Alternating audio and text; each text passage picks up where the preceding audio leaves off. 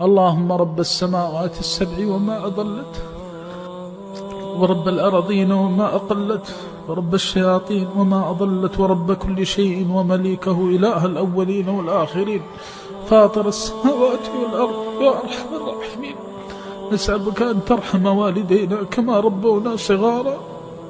اللهم ارحمهما رحمة لا عذاب بعدها أبدا. اللهم ارحمهما رحمة لا عذاب بعدها أبدا.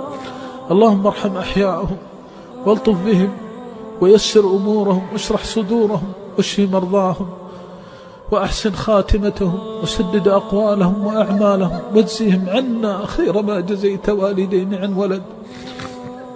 اللهم ارحم الأموات منهم، اللهم نور عليهم قبورهم وأفسح لهم فيها. نسألك بأسمائك الحسنى وصفاتك العلى، لا إله إلا أنت، أن تجعل قبورهم روضة من رياض الجنان، وأن تروح عليهم بالروح والريحان،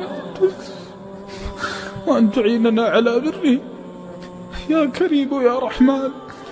اللهم أنت الله البر لا إله إلا أنت، أريتنا برحمتك عظيم الرحمة لوالدينا أحياء، أريتنا برك بهم وإحسانك إليهم ولطفك بهم يا إله الأولين والآخرين، كما رحمتهم في حياتهم فارحمهم في قبورهم.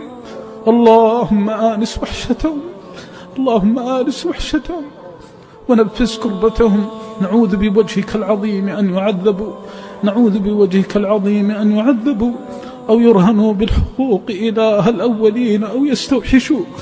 اللهم ارحم ضعفهم، اللهم ارحم ضعفهم واجبر كسرهم.